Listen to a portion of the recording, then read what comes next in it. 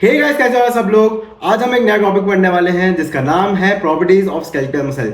Skeletal muscle क्या होती हैं, उनका क्या स्ट्रक्चर होता है, हम लास्ट लेक्चर में पढ़ चुके हैं उसको, और आज हम उनकी प्रॉपर्टीज पढ़ेंगे, क्या होती है स्केलेटल मसल की प्रॉपर्टीज। अगर तुम लोग नए हो तो चैनल को सब्सक्राइब जरूर करो। मैं ऐसे ही तुम लोग के लिए पूरे सिस्टमैटिक वे में लेके आ रहा हूँ फ्री में यूट्यूब पे। अभी तक किसी ने तुमको फिजियोलॉजी इतने सिस्टमैटिक वे में नहीं पढ़ाई होगी और इतनी डेप्थ में इतने क्लियर कॉन्सेप्ट्स के साथ नहीं पढ़ाई होगी। तो मैं तुमको ये रिकमेंड करूंगा कि चैनल को सब्सक्राइब करो और ज़्यादा से ज़्यादा जिनके साथ शेयर कर सकते हो उनके साथ शेयर इस चीज़ को करो। आज हम क्या क्या पढ़ने वाले हैं, आज हम पढ़ने वाले हैं प्रॉपर्टीज ऑफ स्केलेटल मसल पढ़ेंगे। एक्साइटेबिलिटी होती है जिसमें कॉन्ट्रैक्टिलिटी होती है और रिफ्रैक्टिव पीरियड भी होता है। प्लस हम red muscle fibres and white muscle fibres के बीच का डिफरेंस क्या होता है उसको समझेंगे, और मसल टोन क्या होती है उसको भी आज हम समझने वाले हैं। अगर तुम लोग मेरे साथ कनेक्ट करना चाहते हो या कोई भी डाउट होता है तुम्हारा पूछने के लिए, तुम लोग इंस्टाग्राम पे मेरे को बिल्कुल कभी भी मैसेज कर सकते हो, और अपडेट्स चाहिए होते तुम लोग को तो उसके लिए टेलीग्राम ज्वाइन कर सकते हो। क्लियर। आज का हम टॉपिक शुरू करते हैं प्रॉपर्टीज ऑफ स्केलेटल मसल। उसमें सबसे पहले हम पढ़ने वाले हैं एक्साइटेबिलिटी। एक्साइटेबिलिटी किसी भी चीज की एबिलिटी होती है कि वो उस चीज के अगेंस्ट रिस्पॉन्ड प्रोड्यूस कर सके। क्लियर। जैसे कि फॉर एग्जाम्पल ये हमारा एक आदमी है और ये दूसरा आदमी है। अब पहले वाले ने दूसरे वाले को थप्पड़ मारा, ठीक है, ऐसे स्लैप मारा उसको ऐसे बहुत जोर से।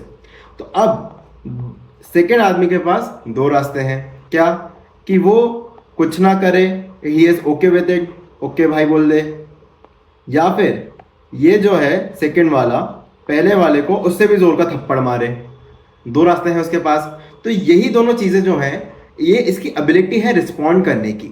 वैसे ही हमारे मसल्स और न्यूरॉन्स के पास एबिलिटी होती है कि बाहर से जो उनको स्टिमुलस मिला है, जो बाहर से उनको स्टिमुलस मिला है उसके अगेंस्ट वो रिस्पॉन्स प्रोड्यूस कर सकें। क्लियर। क्या होता है, अब स्टिमुलस मिला, स्टिमुलस मिलने के बाद न्यूरोट्रांसमीटर्स रिलीज होते हैं। Neurotransmitters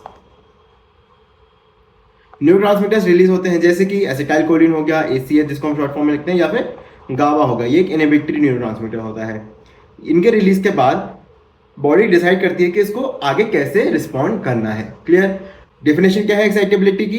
the ability of a muscle to receive and respond to a stimulus. किसी भी स्टिमुलस के अगेंस्ट वो रिस्पॉन्ड कर सकता है। Clear. Okay. Stimulus reception, stimulus उसको मिलेगा कहीं से बाहर से। वो किसी भी टाइप का हो सकता है, वो इलेक्ट्रिकल हो सकता है, वो मैकेनिकल हो सकता है, वो केमिकल हो सकता है, या वो थर्मल हो सकता है। क्लियर। थर्मल मतलब हॉट या कोल्ड हो सकता है, कोई भी केमिकल या फिर एसिड बेस न्यूरोट्रांसमीटर किसी भी टाइप का हो सकता है। मैकेनिकल में जैसे इसको मतलब मैंने रिस्पॉन्ड दिया यहाँ से ऐसे, तो वो हो सकता है, और ऐसे ही सारे होते हैं हमारे जो स्टिमुलस होते हैं। Clear. Okay. Stimulus reception, skeletal muscles are highly responsive to neural stimuli.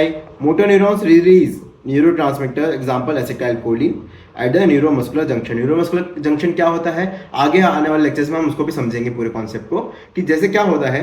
अगर मैं समझाऊँ ब्रीफ में, तो न्यूरोमस्कुलर जंक्शन बेसिकली हमारा मसल, इसको रेड में बना दूँगा एक मिनट, जो हमारी मसल है, क्लियर, फॉर एग्जाम्पल ये मसल है, और जो हमारा न्यूरॉन का एंड है, ये दोनों जहां पे मीट करते हैं उसको हम न्यूरो मस्कुलर जंक्शन बोलते हैं। क्लियर। यहीं से जो न्यूरोट्रांसमीटर्स होते हैं रिलीज होते हैं, जैसे ये रिलीज होते हैं यहाँ से, ठीक है, और मसल पे जाते हैं और वहां पे वो रिस्पॉन्स जनरेट करते हैं। Clear. Okay.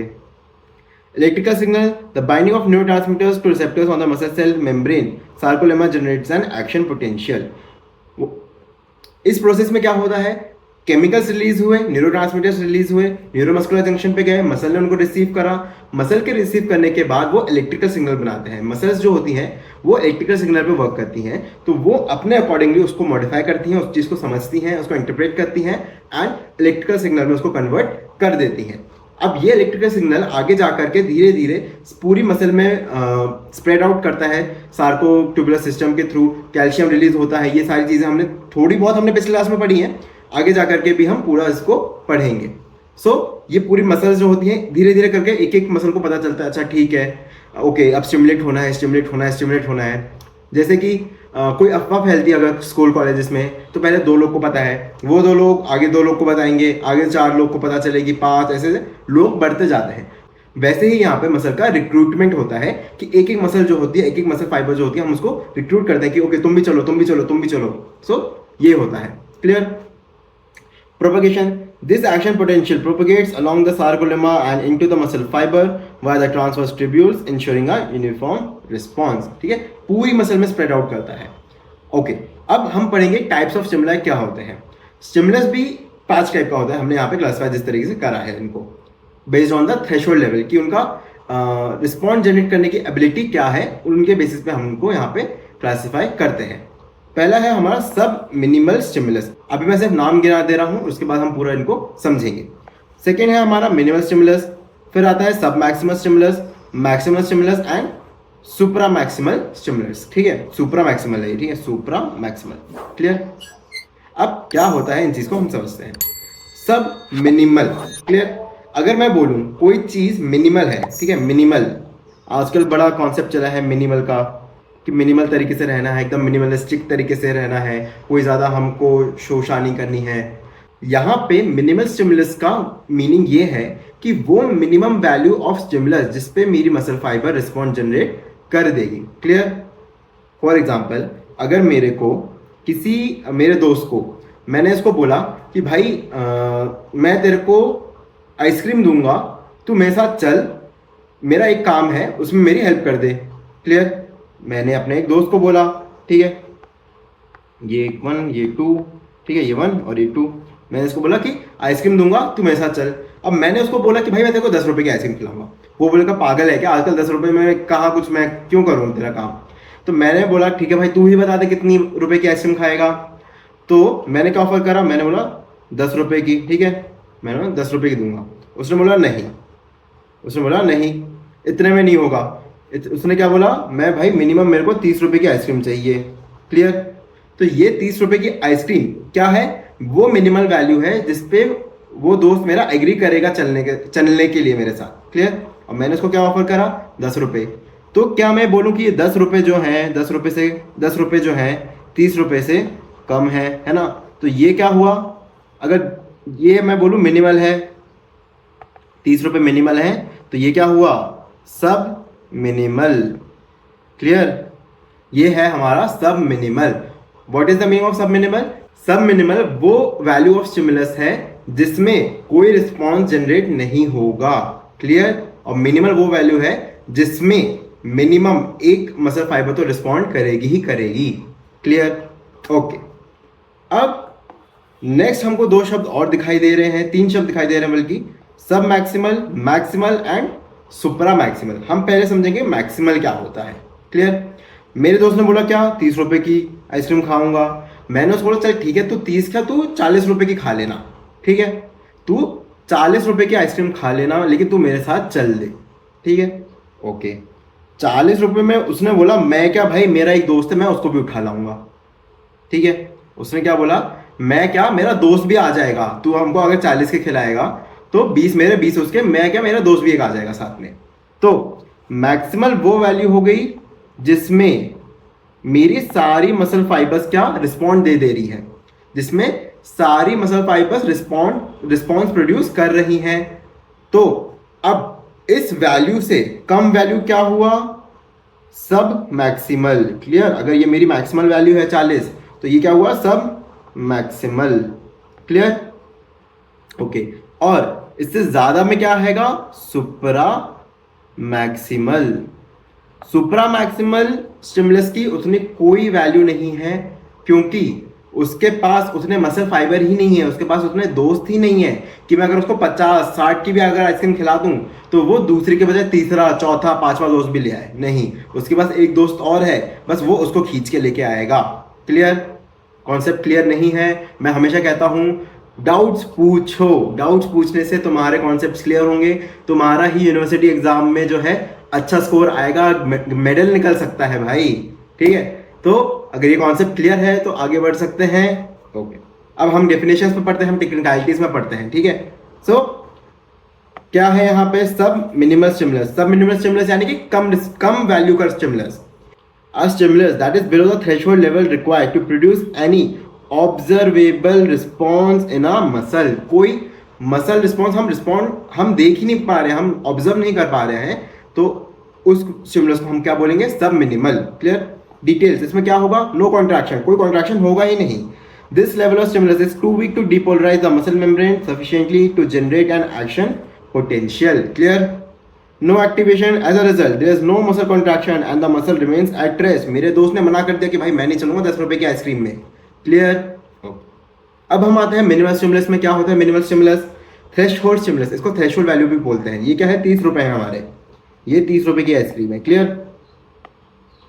Definition, the smallest stimulus that can cause a detectable response और contraction in a muscle. Muscle में डिटेक्टेबल रिस्पॉन्स प्रोड्यूस करने के लिए क्या हमको थ्रेशहोल्ड लेवल देना पड़ेगा, वो होता है हमारा minimal stimulus. Clear. Details, threshold level, it is the minimum strength needed to generate an action potential in at least some muscle fibres, कुछ मसल फाइबर में।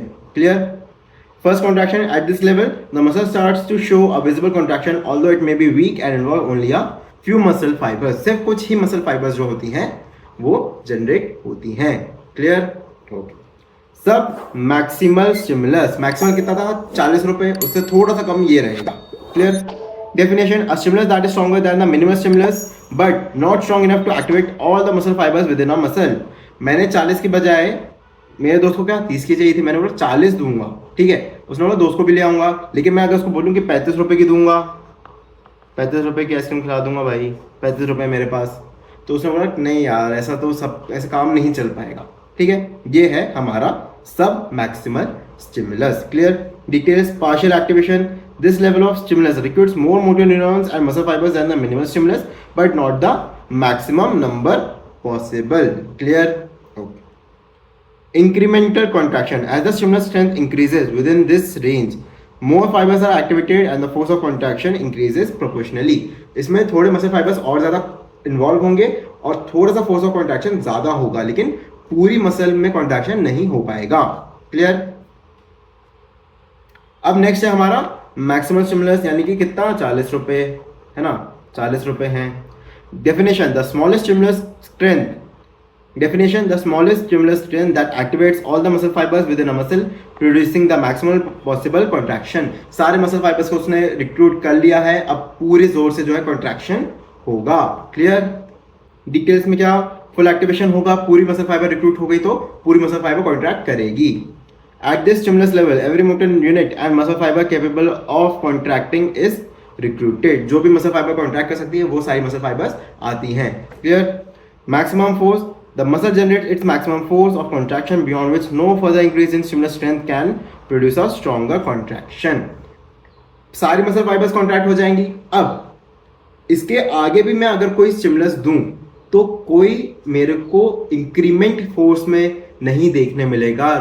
क्लियर। ओके। तो सुप्रा मैक्सिमल स्टिमुलस की उतनी कोई वैल्यू नहीं है। मैंने उसको बोला मैं 50 दूंगा भाई, ठीक है, एक ही दोस्त है वही आ सकता है और उसके अलावा कोई और आएगा भी नहीं। Clear. Definition, a stimulus that is stronger than the maximal stimulus but does not produce any additional increase in muscle contraction। Clear? Okay. Details, excess strength, while the stimulus is above the level of required to activate all muscle fibers, it does not cause a greater contraction than the maximal stimulus। ठीक है, okay. I hope सबको clear है, नहीं है तो Instagram पे, YouTube comment section में कहीं भी तुम मुझको डाउट पूछ सकते हो। Safety margin, often used in experimental settings to ensure that the maximal response is consistently achieved accounting for any variability in response thresholds। Clear? I hope clear है। Okay? Okay, अब हम समझने वाले हैं कि एक्साइटेबिलिटी कर्व क्या होता है। इसको हम स्ट्रेंथ ड्यूरेशन कर्व भी बोलते हैं। स्ट्रेंथ ड्यूरेशन कर्व भी इसको हम बोलते हैं। क्लियर। क्या होता है, अब इस चीज को समझते हैं। अगर मैं, हमारे पास दो एक्सेस है, एक्स एक्सेस है और एक वाई एक्सेस है। क्लियर। एक्स एक्सेस और वाई एक्सेस। अगर मैं बोलूं कि इस एक्सेस पे, वाई एक्सेस पे मेरे का है स्ट्रेंथ ऑफ स्टिमुलस है, स्ट्रेंथ ऑफ स्टिमुलस। क्लियर। और मेरे एक्स एक्सेस पे क्या है, ड्यूरेशन है। स्ट्रेंथ ड्यूरेशन तभी बनेगा, है ना। ड्यूरेशन क्या है हमारी, सेकेंड्स में है, मिली सेकेंड ले लो, सेकेंड ले लो, कुछ भी ले लो, ठीक है। यहाँ पे हमारी ड्यूरेशन है। अब जैसे जैसे मैं स्टिमुलस और ड्यूरेशन के बीच में रिलेशनशिप निकालता हूं तो मेरे को कुछ इस टाइप का कर्व देखने मिलता है। क्लियर। मेरे को इतना याद नहीं है इसको क्या बोलते हैं, बट ऐसा कर्व हमको देखने मिलता है। अब इसमें भी कुछ चीज़ें आती हैं, फॉर एग्जाम्पल जैसे कि ये पॉइंट जो होता है ये होता है हमारा रियो बेस, आर से इसको डिनोट करते हैं, जहाँ पे मेरे को वो मिनिमम स्ट्रेंथ होती है। अगर रियो बेस क्या होता है, रियो बेस वो मिनिमम स्ट्रेंथ है स्टिमुलस की जिसमें मेरे को रिस्पॉन्ड देखने मिलता है, क्लियर, रिस्पॉन्स देखने मेरे को मिलता है। और जो टाइम ड्यूरेशन इतना लगा है यहाँ से यहाँ तक, उसको मैं बोलता हूँ यूटिलाइजेशन टाइम, यूटी में डिनोट करूँगा। ओके, यूटिलाइजेशन टाइम वो ड्यूरेशन होती है जिसके लिए मेरे को स्टिमुलस देते रहना पड़ता है, तब जाकर के मेरा रिस्पॉन्स जनरेट होता है। यहाँ पे सिर्फ हमको स्ट्रेंथ नहीं देखनी होती है, हमको टाइम भी देखना होता है जब हम स्टिमुलस देते हैं, उसके प्रति हमको रिस्पॉन्स जनरेट करना होता है, क्लियर। ओके, अब एक चीज होती है क्रोनैक्सी, ठीक है। फॉर एग्जाम्पल अगर मैं यहाँ पे लिख करके तुमको पहले बताता हूँ क्रोनैक्सी, यहाँ पे हम इसको लेते हैं। क्रोनैक्सी वो ड्यूरेशन होती है टाइम की, क्या होता है basically, it is a time duration. वो टाइम ड्यूरेशन जब मैंने double the Rio basic strength का यूज करा है, क्लियर। फॉर एग्जाम्पल अगर मैं बोलूं मैंने 1 वोल्ट की बजाय 2 वोल्ट दिया है, 1 वोल्ट की बजाय 2 वोल्ट दिया है यहाँ पे, तो मेरे को कितने टाइम में रिस्पॉन्ड देखने मिला है, ठीक है। अगर ये है फॉर एग्जाम्पल 0.2 सेकेंड्स और ये है हमारा 0.1 सेकेंड, ठीक है। ऐसा कोई ज़रूरी नहीं है कि उसका आधा ही होगा, लेकिन वो टाइम जब मैंने double the Rio basic strength का उसको स्टिमुलस दिया है, तो कितना टाइम मेरे को रिस्पॉन्स देखने में, मतलब रिस्पॉन्स जनरेट होने में कितना टाइम लगा है, वो होता है हमारा chronaxie, clear. So excitability curve क्या होता है, excitability curve also known as strength duration curve is a graphical representation used to describe the relationship between the intensity, strength and the duration of an electrical stimulus required to elect a response in excitable tissues such as nerves and muscles. This curve is crucial in understanding the excitability characteristics of these tissues. Muscle में जब हमको कोई study करनी होती है excitability को लेकर के, तो हम इसका यूज करते हैं।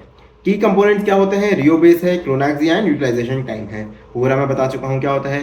रियो बेस मिनिमम करंट इंटेंसिटी होती है, required to produce a response when the stimulus duration is very long. हमको यहाँ पे ड्यूरेशन से मतलब नहीं है, बस हमको वो स्ट्रेंथ निकालनी है कि कहाँ पे ये रिस्पॉन्ड दे रहा है, क्लियर। ओके, इंपॉर्टेंस क्या है, it represents the lowest threshold for an electrical stimulus to be effective in exciting the tissue. किसी टिश्यू में हमको कितनी मिनिमम स्ट्रेंथ देनी पड़ेगी स्टिमुलस की, वो बताता है। Chronaxie, the minimum duration required for an electrical stimulus of twice the Rho base intensity to elect a response।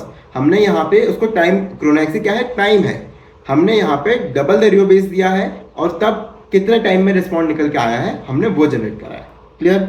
Importance क्या है इसकी, chronaxie is a measure of tissue excitability, it helps in comparing the excitability of different tissues और the same tissue under different conditions, clear. Okay, a shorter chronaxy indicates higher excitability, whereas a longer chronaxy indicates lower excitability. Clear? I hope clear है। And next है utilization time. Utilization time क्या होता है? The time duration required for an electrical stimulus at the Rho base level to initiate an action potential in a muscle or nerve fiber. हमने Rho base की जितनी ही यहाँ पे stimulus दिया है, तो उसमें कितना टाइम लगा है रिस्पॉन्स जनरेट होने में, हम वो देखते हैं, क्लियर। डिटेल्स क्या है, sufficient duration even at the Rho based intensity, the stimulus must be applied for a certain minimum duration to successfully depolarize the membrane and trigger an action potential, clear। temporal aspect क्या है, utilization time is crucial for understanding the temporal dynamics of how excitable tissue respond to sustained stimuli, ठीक है। ये सब हम इससे देखते हैं, क्लियर। नेक्स्ट है हमारा कॉन्ट्रैक्टिलिटी। कॉन्ट्रैक्टिलिटी क्या होती है उसको हम समझते हैं।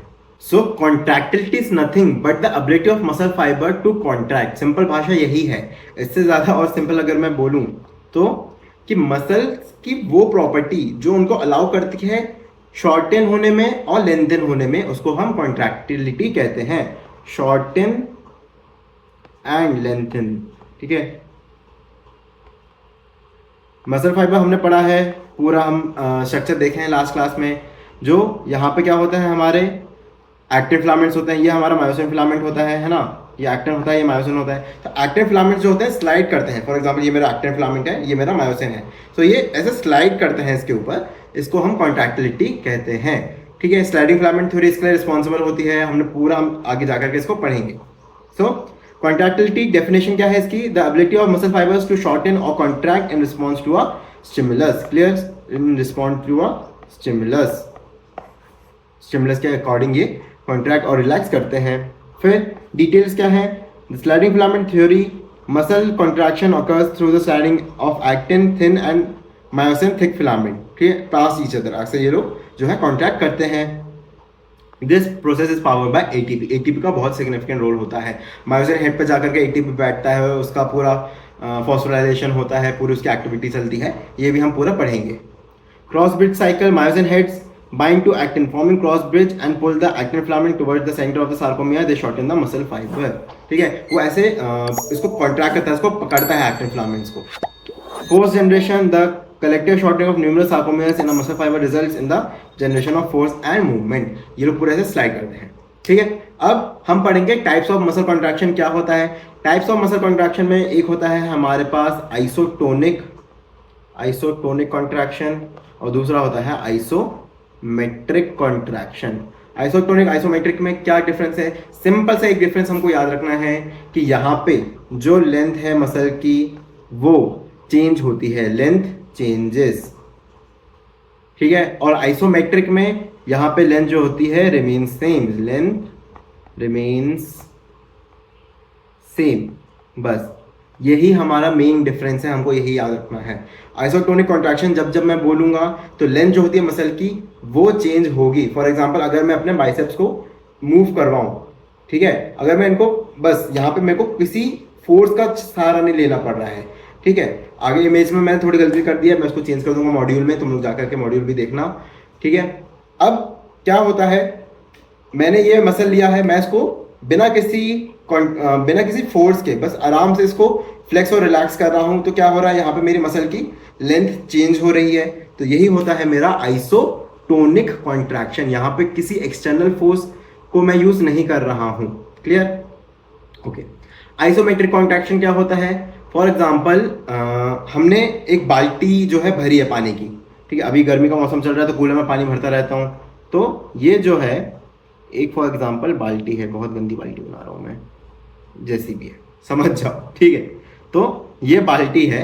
अब बाल्टी में क्या पानी मैंने भर दिया है, पूरा इसको पानी से भर देता हूँ, क्लियर, इसको पानी से भर दिया। अब जब मैं इसको पकड़ूंगा, ये मेरा हाथ आया और मैंने इसको पकड़ा, ठीक है, अब मैं इसको जब पकड़ूंगा तो यहाँ पे मैं अपने जो लेंथ है आर्म की, उसके मसल की लेंथ को बिल्कुल चेंज नहीं करूंगा और मैं उसको सीधा सीधा उठाते हुए चलूंगा, ठीक है।